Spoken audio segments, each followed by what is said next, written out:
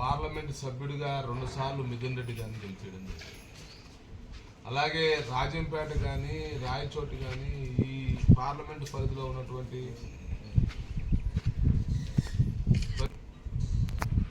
ఏదో ఒకటి అర్ర తప్ప ప్రతి సందర్భంలో వైఎస్ఆర్సీపీకి అధికారం కట్టబెడతా వచ్చారు.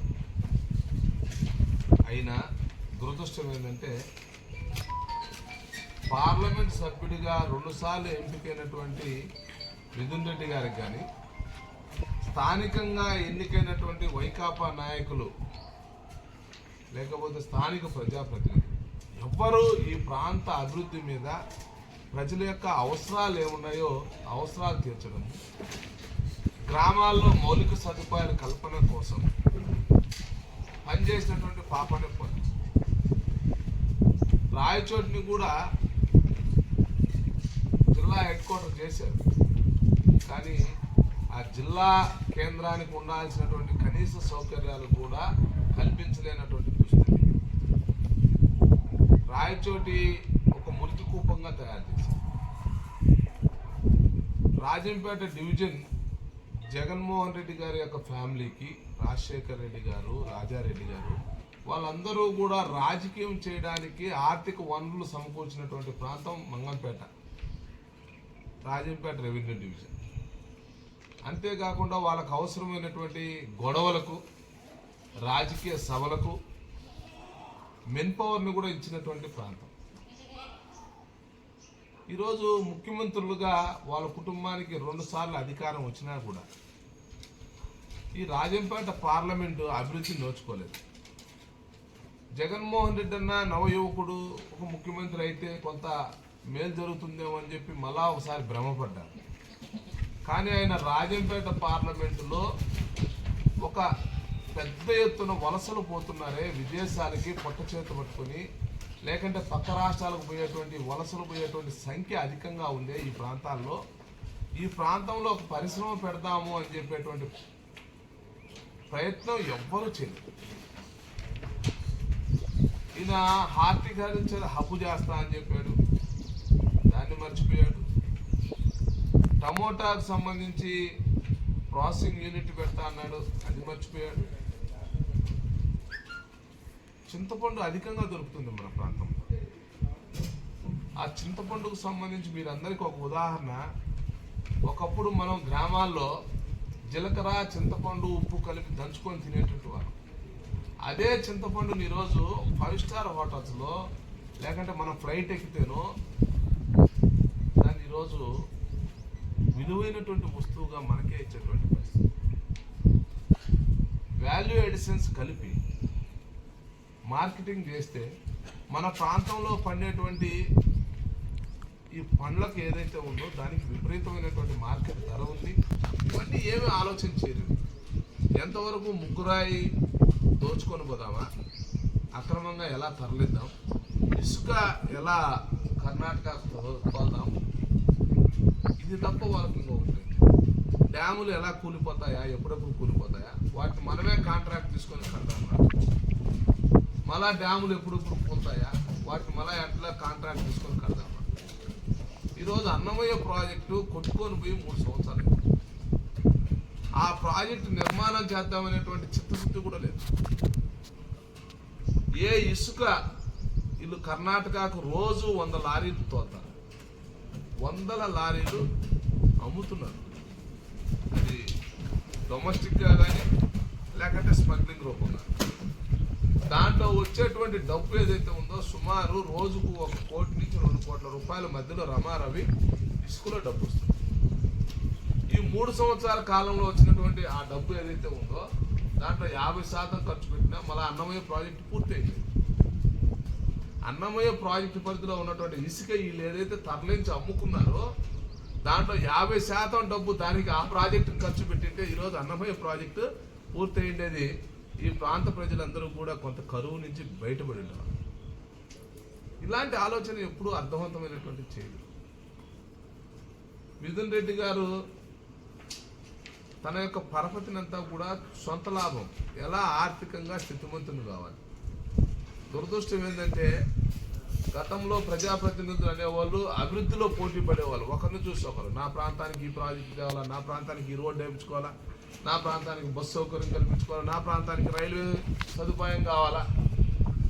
అరే కడప బెంగళూరు సంబంధించినటువంటి రైల్వే లైను రాజశేఖర రెడ్డి గారి యొక్క కళ, దాన్ని నెరవేర్చలేనటువంటి వ్యక్తులు ఏ ముఖం పెట్టుకొని ప్రజల దగ్గరికి పోయి ఓట్లు అడుగుతారు. భారతీయ జనతా పార్టీ వాళ్ళందరినీ కూడా డిమాండ్ చేస్తుంది, మీరందరూ ఈ ప్రాంతంలో ఇన్నిసార్లు ఎంపికయ్యారు కదా, ప్రజలు నెత్తిన పెట్టుకున్నారు కదా, భుజాన పెట్టుకొని మోసారు కదా, ఈ ప్రాంతానికి ఏం చేశారు అని చెప్పి అభివృద్ధిని ఆకాంక్షించేటువంటి భారతీయ జనతా పార్టీ ప్రశ్నిస్తుంది. చర్చకి సిద్ధమా?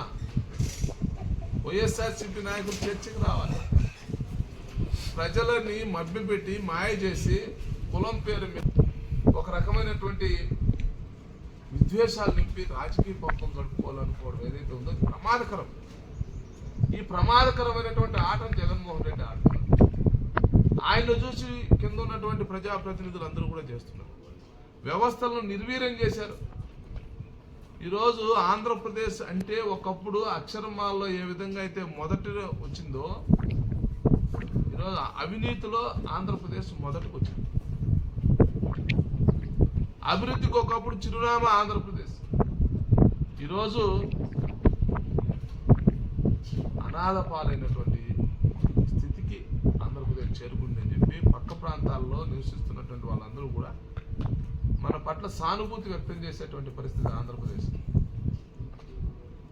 ఈ రాష్ట్రంలో లా అండ్ ఆర్డర్ లేదు, ఈ రాష్ట్రంలో పరిశ్రమలు లేవు, ఈ రాష్ట్రంలో ఉన్నదంతా దోపిడీ దౌర్జన్యాలు తప్ప వెరైటీ. ఈ ఆంధ్రప్రదేశ్కు సంబంధించినటువంటి ప్రజలు ఎంత ఇబ్బంది పడుతున్నారంటే, ధరలన్నీ పెరిగిపోయాయి. రోజువారీ పేదవాడు తన యొక్క కడుపు నింపుకునేటువంటి వస్తువులు ఏవైతే ఉన్నాయో, చివరికి పక్క రాష్ట్రంలో 10 రూపాయలు డీజిల్ రేటు, మనకి పెట్రోల్కి డీజిల్కి పక్క రాష్ట్రాలతో పోల్చుకుంటే 10 రూపాయలు వ్యత్యాసం. ఈ సొమ్మంతా ఎక్కడికి పోతుంది?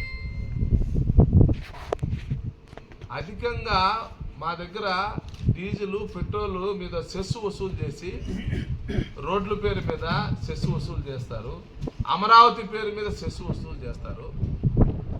మరి అమరావతి నిర్మించలేకపోయావు, రోడ్లు వేయలేనటువంటి దుస్థితి, గుంతలమయం అయిపోయింది. ఆంధ్రప్రదేశ్లో గ్రామాలలో ప్రయాణం చేయాలంటే భయపడేటువంటి పరిస్థితి.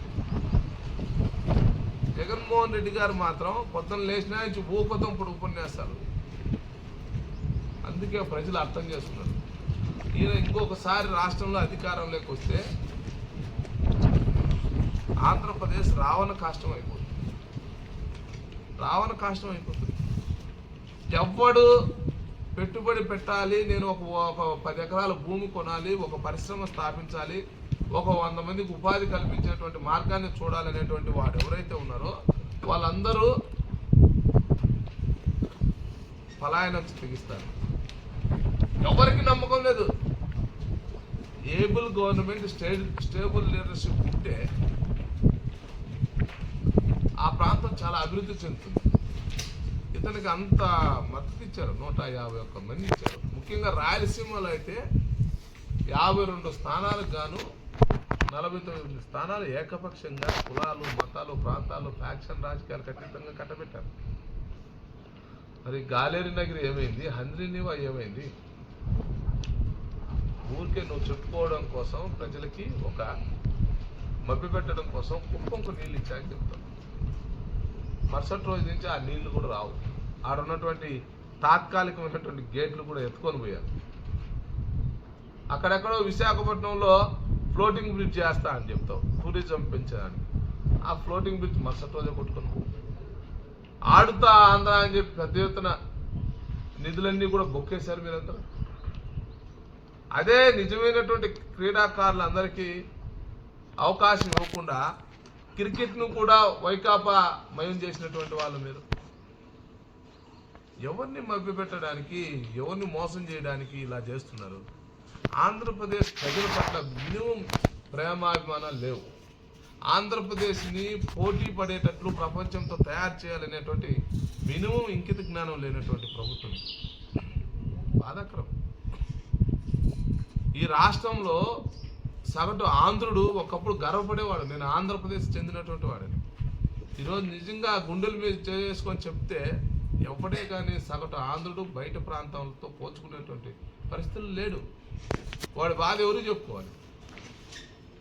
ఏమన్నా మాట్లాడితే నీకు రాజధానే లేదు, చేతగా దద్దమ్ములని విమర్శలు. సో భారతీయ జనతా పార్టీ ఈ రాష్ట్రంలో కేంద్ర ప్రభుత్వం ఇచ్చినటువంటి పథకాలు ఏవైతే ఉన్నాయో వాటన్నిటి మీద ప్రజల్లో తిరిగి అవేర్ చేయడం జరిగింది. ప్రజలు కూడా కొంత అవేర్నెస్ తీసుకున్నారు. ఇప్పటి వరకు గర్భిణీ స్త్రీలకు పెట్టేటువంటి చిక్కీలు, పాలు, గుడ్ల నుంచి, ఈ రాష్ట్రంలో కట్టినటువంటి గ్రామ సచివాలయాల నుంచి, పాఠశాల